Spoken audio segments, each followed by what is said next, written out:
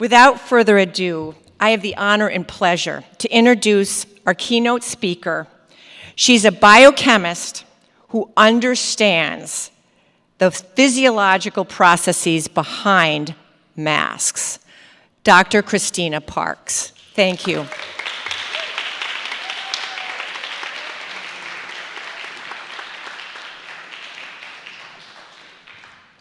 Thank you.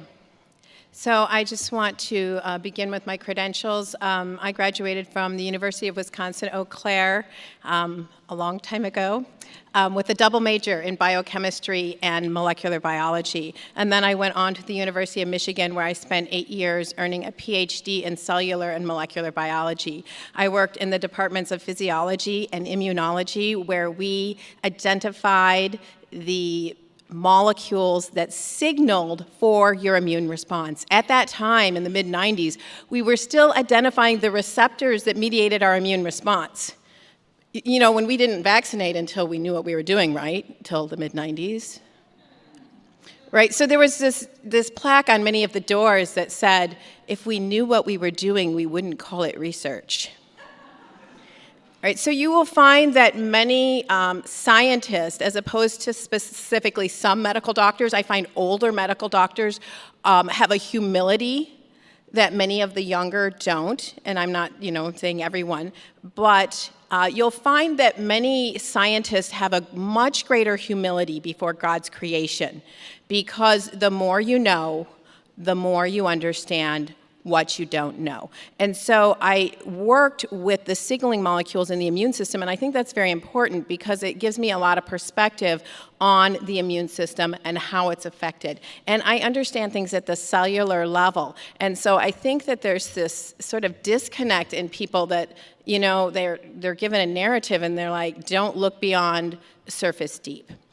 So when they came out with, first of all, they said masks don't work, right? We have Tony Fauci on video saying masks don't work.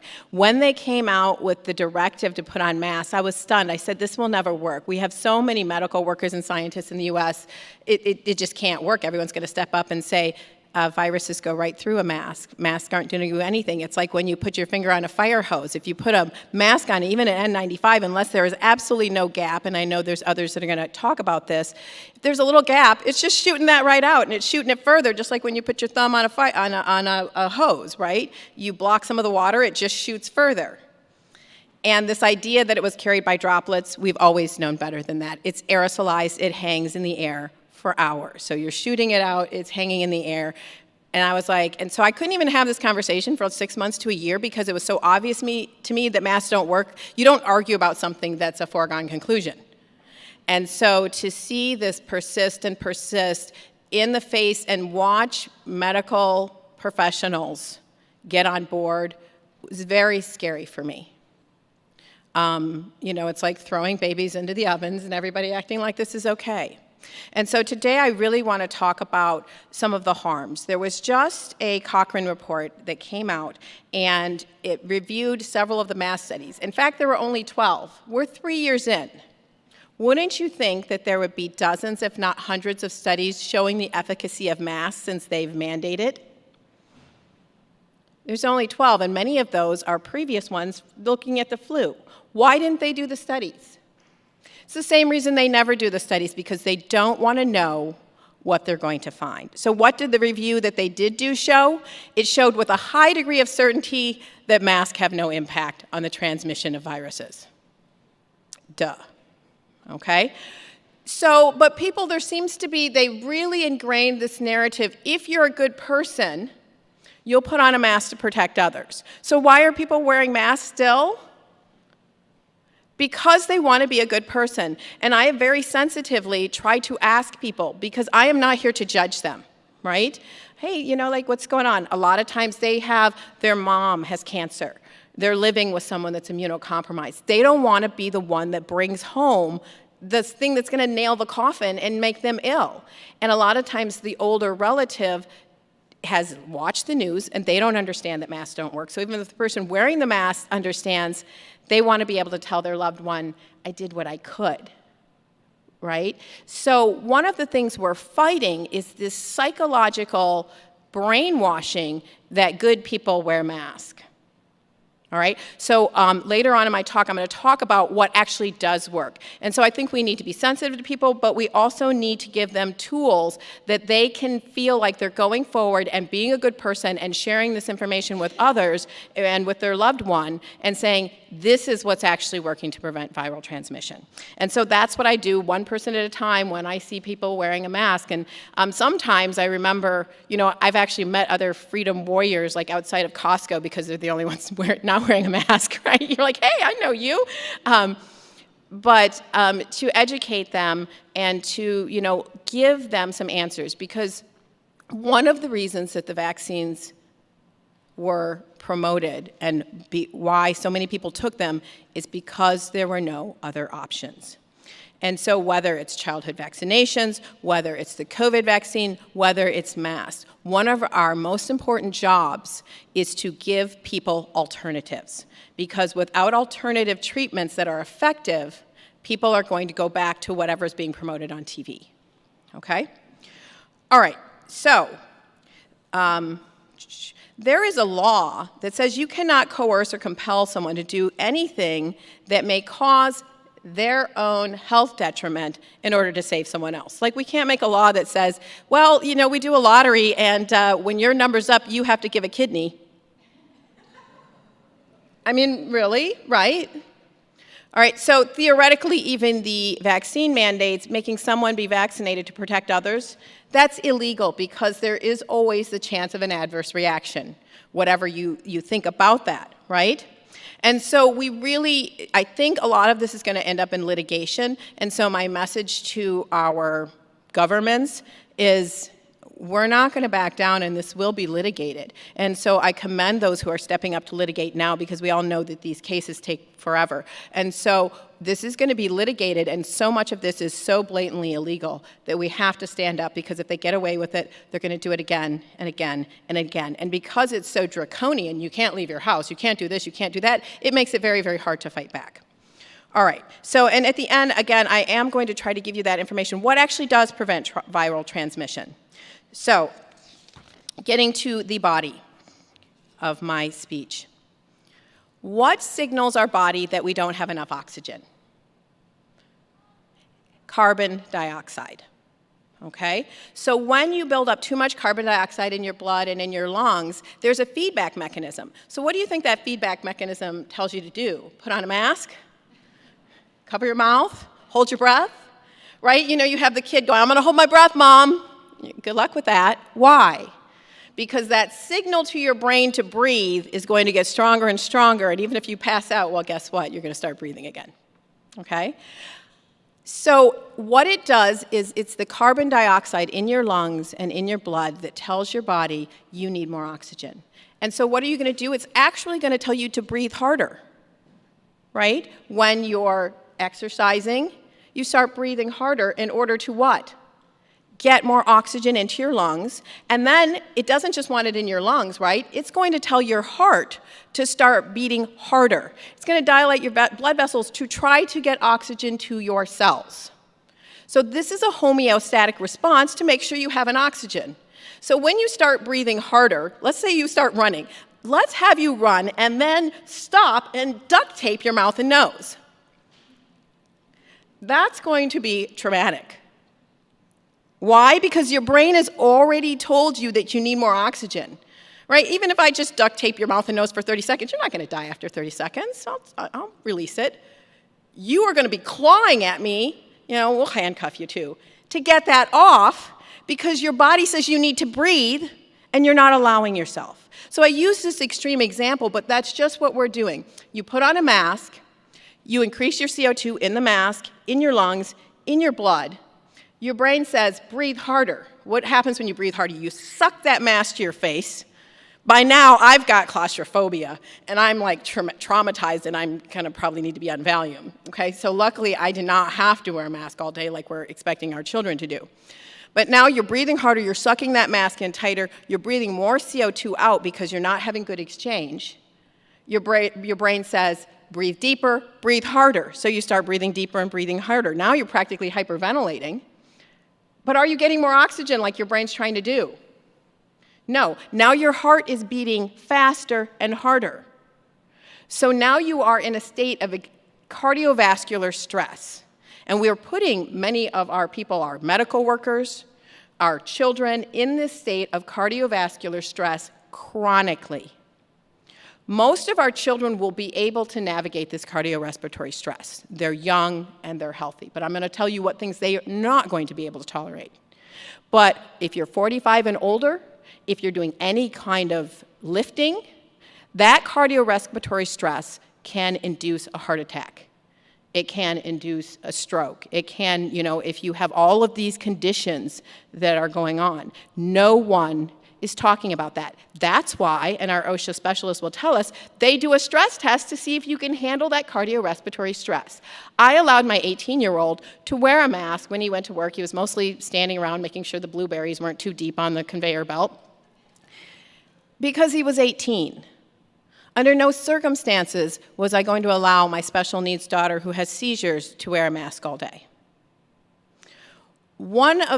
And I just want to go back to one of the reasons, and I'm going to tell this story, this epitomizes why this situation is so bad. So I'm going to go through all of these negative health effects of masks, but it doesn't really matter because people do things based on how they perceive others to perceive them. So we went on, and being a tourist area, you'll appreciate this. My sister came in, and we wanted to do a little tourism. So we went to a beautiful little town in Michigan, and we were going little store to store. And in each store, I would put my mask back on. My sister would put her mask back on because I had my special needs daughter. And then, being compliant, I could go up and say, hey, we're compliant, but she can't wear a mask. Right? This is about one of the only times I did wear a mask because I wanted to have a pleasant afternoon. And most of the store owners were great with that. And then, of course, we got out of the store and we'd take the masks off. At the end, I told my daughter if she was good for these 2 hours, we would go get ice cream. So we go to get ice cream. We walk into the store. I have a mask. My sister has a mask. There are 50 people in the store. It's really, really packed. And someone starts screaming at my daughter, get her out of here. She's not wearing a mask. Get her out of here now. So I run over to my daughter as quickly because she's like, cognitively she's like 3 years old and someone is screaming at her. And the feeling was that she would literally have thrown my daughter into an oven and under a bus to get rid of her. What is wrong with us that we are treating human beings like this? Then I put a mask on my daughter to try to diffuse the situation because I don't want to traumatize her. And I start to try to talk to the woman. She's screaming at me. While she's screaming at me, someone is standing next to her coughing. Like, not coughing a little, like, coughing up a lung. And this was fairly early on in the pandemic. And I said, this person's coughing. Well, it's not illegal to cough.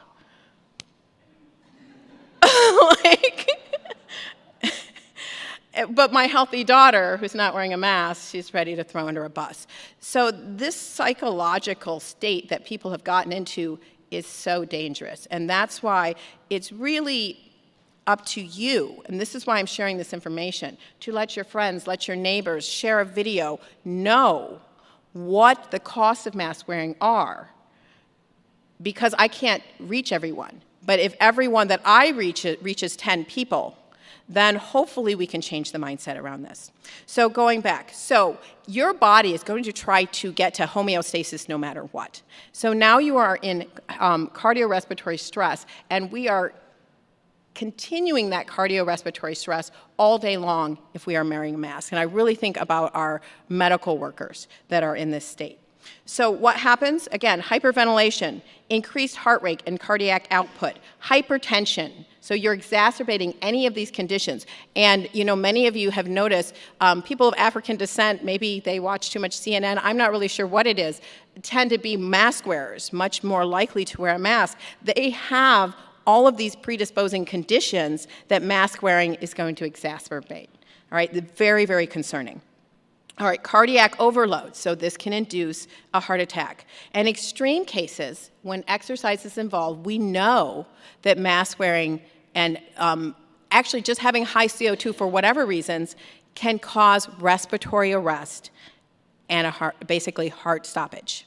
Okay, cardiorespiratory arrest. Your heart stops, your respiration stops, and you are not getting oxygen to your brain. This happened to a young man in Michigan, and I've heard their testimony. He's not okay. He has severe pain, all sort of cognitive dysfunction, all sorts of metabolic and neurological dysfunction, because if you stop the blood flow to your brainstem, you basically screw up everything. All right, your whole body's ability to regulate. And so if you are in the NFL and they have a defibrillator right there, well, maybe you're okay. But I have to say, my son was in cross country, and he had gone to college in the fall of 2020.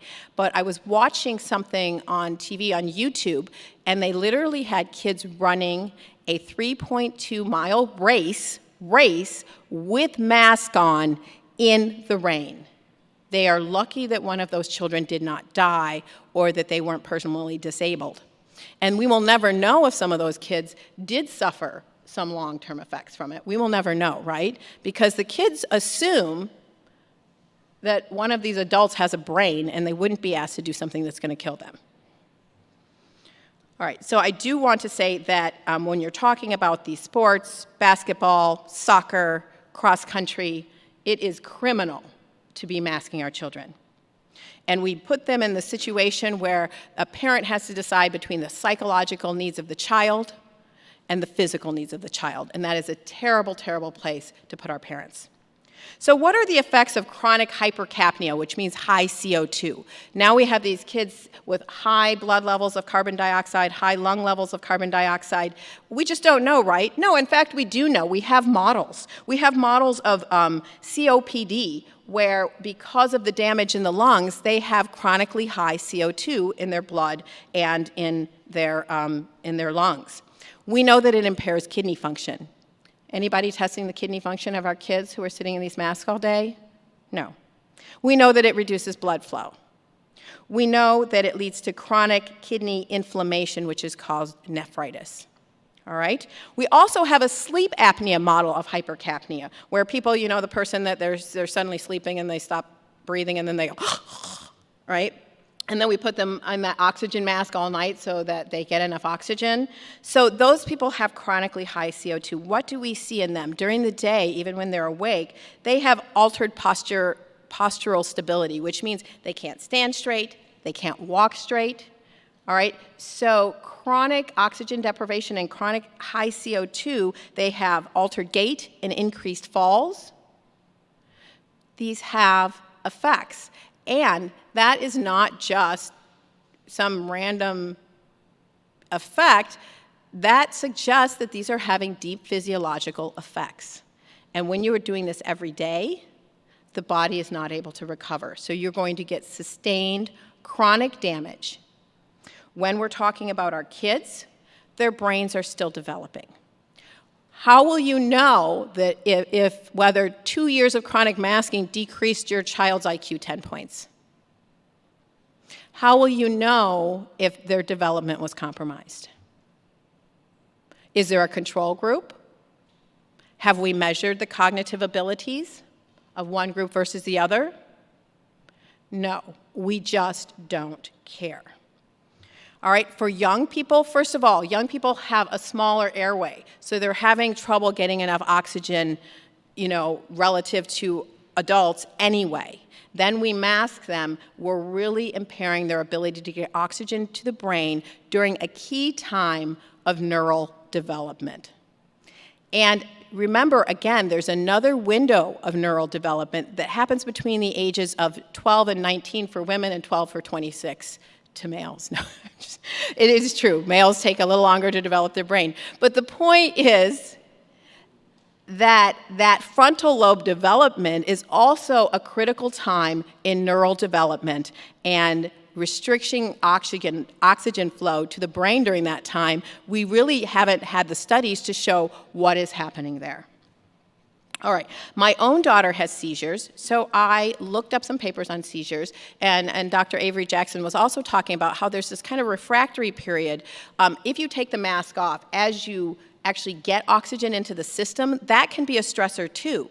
And so it actually is likely to trigger a seizure after you take the mask off. And so I presented some data showing that both mask wearing and taking the mask off can trigger seizures to my neurologist, asked them to write a note saying that there were no negative health impacts of my daughter wearing a mask, and they were willing to do it. They were willing to say there absolutely no. And I wasn't about to, so as a parent, if I had been willing to send my daughter to school with a mask, if there were some harms, then I could sue them. But there was no way I was going to be willing to send my child to school with a mask. Fortunately, because she was special needs, her doctor wrote a note that said, in the actual provision, it says if there could be a danger for masking, then they don't have to mask. And since she cognitively couldn't tell when having that barrier would create a problem, they said she didn't need to mask. The school accepted it. We live in a rural town where that was acceptable, but I know some people live in cities where it's a much bigger issue. So yes, what mask wearing and taking the mask off absolutely can trigger seizure activity. All right, so now I want to get to some really key elements because I understand that what they're trying to say is some kids are immunocompromised, so everybody else has to wear a mask to compensate for this immunocompromised child. But before I get to that, this is kind of along the same lines, and I am kind of gearing this to children. If you put carbon dioxide in the blood, you acidify the body. You put it into a state of acidosis. Acidosis is permissive for cancer. Let me say that again. Acidosis is permissive for cancer. So I'm not saying it causes cancer, but it creates a state in which cancer can grow and be promoted in the body. If you were just having your child wear a mask once for some event, this is not a big deal. But when you are either a healthcare professional or working in a nursing home or you are a child in school, wearing the mask every day induces a state of chronic acidosis. How do we know that? Because we have models like COPD where they are in a state of chronic acidosis, and we know through studies that they actually have higher rates of cancer. We are already seeing an explosion of cancer in our children. In my little small town where the elementary, the middle school, and the high school, all in the same building, 300 kids, there are at any given times 3 children with cancer. That's a huge rate of cancer. And yet we want to mask the children so that if they do have cancer, their immune system can't attack it and destroy it. We want to permit it to grow for years. No, not okay. All right, so I want to, never mind, okay. All right, so the other key element of this is that long-term hypocapnia is immunosuppressive. Long-term hypercapnia is immunosuppressive. Long-term high CO2 in your blood suppresses your immune system. So we have this child A over here who has a compromised immune system. And the best way to protect everyone is to put a mask on them so that they are breathing out bacteria and viruses and fungus. It's growing in the moist environment of the mask. They're dropping it on the floor, picking it up in the bathroom, putting it back on their face, breathing into it some more. Their immune system is compromised. We have all of them doing this. And they're touching one another, of course. And all of them being immunosuppressed, where their body can't fight off these pathogens, together is going to provide a much safer environment than them not mask wearing. This is what we're saying. So we've taken one immunosuppressed child, and to try to protect them, we've created a whole class or a whole school of immunosuppressed children who are wearing masks, which we know are harboring all sorts of pathogens because we have the studies. There's things like the bacteria that causes meningitis is growing in these masks.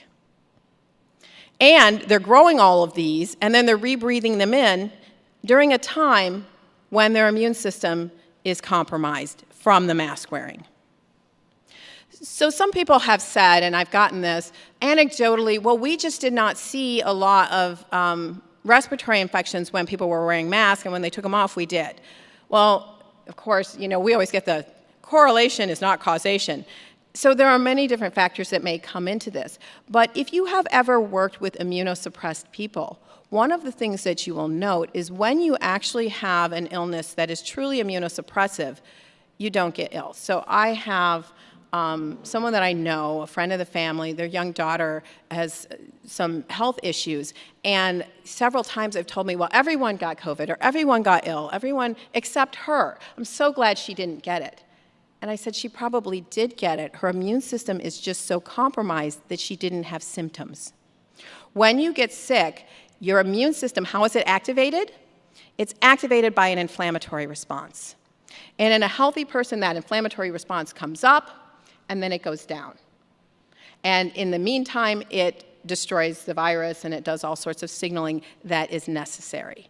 When your immune system is compromised, you don't get that inflammatory response. Now, we'll say that person doesn't, because that immune response, like when you're getting sick, you're like, oh, I don't feel so well.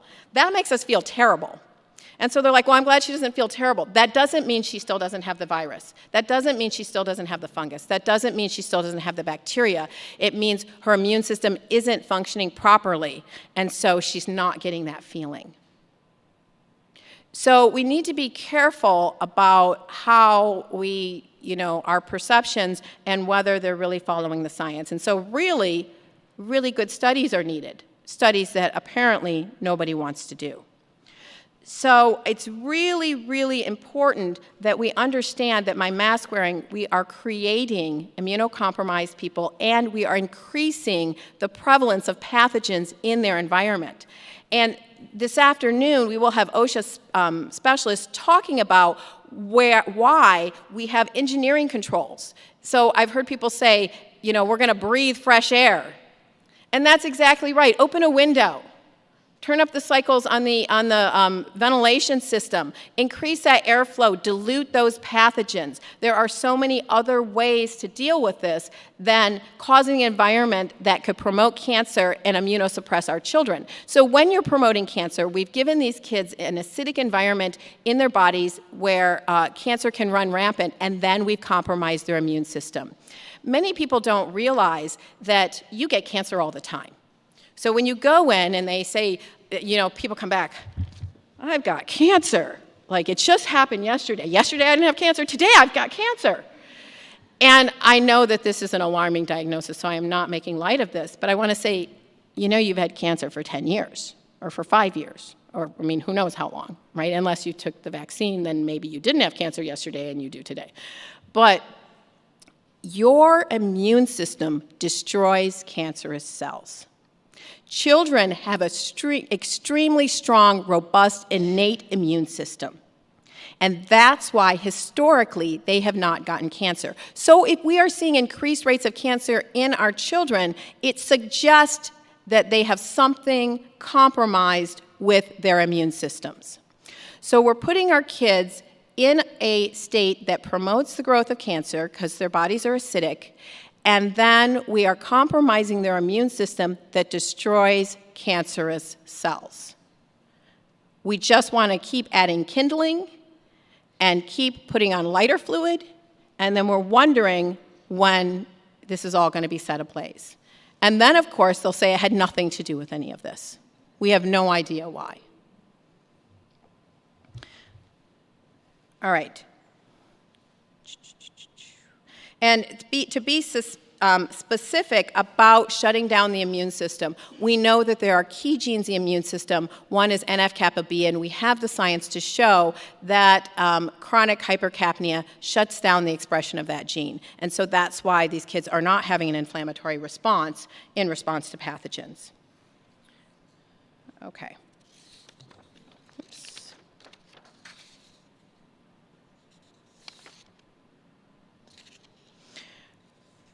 All right, I do want to qualify this with, many healthcare providers know that short term, like we're talking 15 or 20 minutes, of hypercapnia can be anti-inflammatory. And so this has been used therapeutically for many people for many years. But we're talking about 15 to 20 minutes. So I'm not concerned where you really need to go to this place and you put your mask on for 15 to 20 minutes. Most of us have a problem with that from a civil rights perspective, but from a metabolic perspective, I'm not particularly concerned. I personally start having like an anxiety attack as soon as I put a mask on because my brain's like, you're compromising your ability to breathe. And I'm like, yeah, that's kind of scary, isn't it? All right.